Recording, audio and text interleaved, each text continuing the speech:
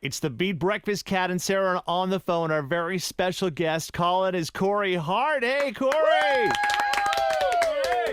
Wow, I got an ovation. Good morning. Oh, no, we're sitting down. A sitting ovation is still an ovation. Yes, that's true. Now, is this really going to be your last concert ever? Absolutely. It's going to. I mean, the promoters don't like when I say that, and it was something we discussed, but I really know who I am, and I know when I make a decision that I'm resolved about my decisions, and I've given this a lot of thought, and I hadn't planned to do the show on my birthday. It just magically worked out on 30 years to the day that my single was first released in America in 1984, Sunglasses at Night, that 30 years later it falls on a Saturday night in Montreal, in my hometown, and it was like, let's do this. So do you have any advice for Cher, who keeps coming back time and time again? My first advice to Cher would be to stop going to see those doctors, you know?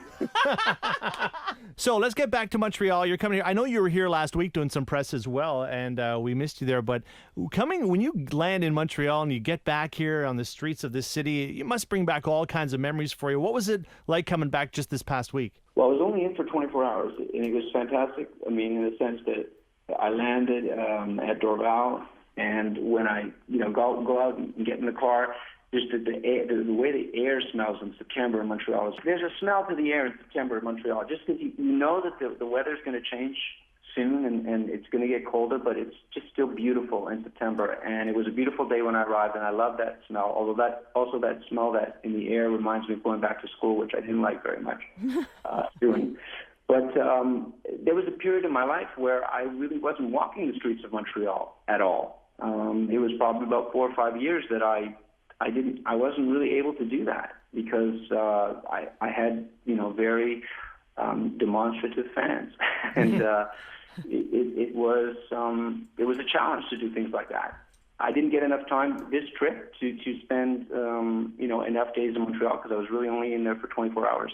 But when I do my concert, I'm going to be in Montreal for 3 weeks because we're doing rehearsals, and I will definitely have time to go check out some of my favorite spots. We're talking to Corey Hart, who's coming to town for his last show at the Bell Center in May, and we'll have tickets all this week on the Beat Breakfast. I want you to brag a little bit, and I saw a beautiful picture of your family. I'm wondering, do you ever brag to your kids to tell them, listen, this is who I was, and like what's the one point that your bragging point that you could tell them, this is when I was on top, this is where I was. Do you know who I am? Yeah, exactly. Well, you know what? That's a really good question. My kids know me as dad, right? And they will always know me as dad because I literally pulled myself out of it for such a long time.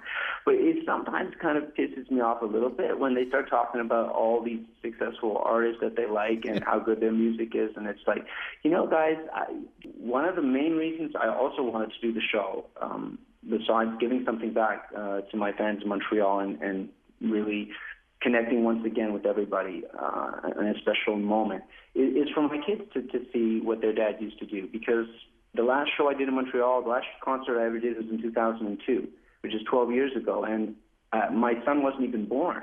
So he's never seen me, and the 3 girls were 6, 4, and 2. So all they remember is that it was at Place des Arts, and the oldest one says, we dressed up like princesses. That's all she remembers. So, I mean, I could brag endlessly about my kids, and I could also tell you that how frustrating it is as well to be a parent, 24/7. And, there's sometimes no space in my brain anymore for patience because, raising your kids is probably, the most challenging job you'll ever have. But if you do it well, and only time will tell if Julie and I did a good job, it is certainly the most rewarding. All right, we're going to let you go here, Corey, and tell everyone about the show and the tickets. But before we go, we do this thing called Take 5, and it's just 5 quick questions for you, and the faster you can answer them, the better. You don't have to put a lot of thought into them, okay? I love it. Hit me. All right, here we go. In the 80s, your posters were all over bedroom walls, including mine. When you were a kid, whose poster did... Farrah Fawcett. What? Farrah Fawcett. Farrah Fawcett. We didn't even have to finish the question. Wow, okay, Farrah Fawcett. Who would you want to play you in a movie?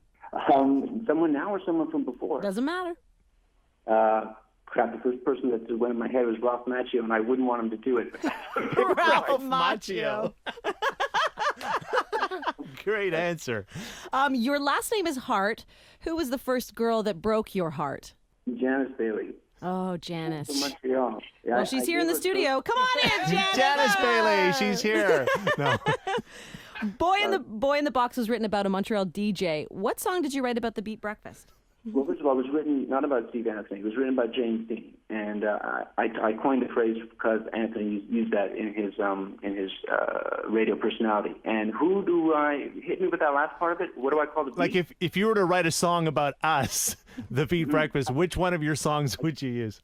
Well, it's a new one. It's called Sitting Ovation. Sitting, all right, I like it. And finally, if you could sing a love song to one celebrity, who would it be?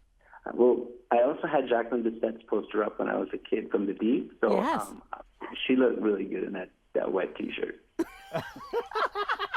All right. You didn't say Ralph Macchio. Thanks, God. All right. So here we go. Corey Hart, Sitting Ovation, everybody. All right, awesome. Thanks for having me on. Thanks, Thanks, you. Corey. Bye.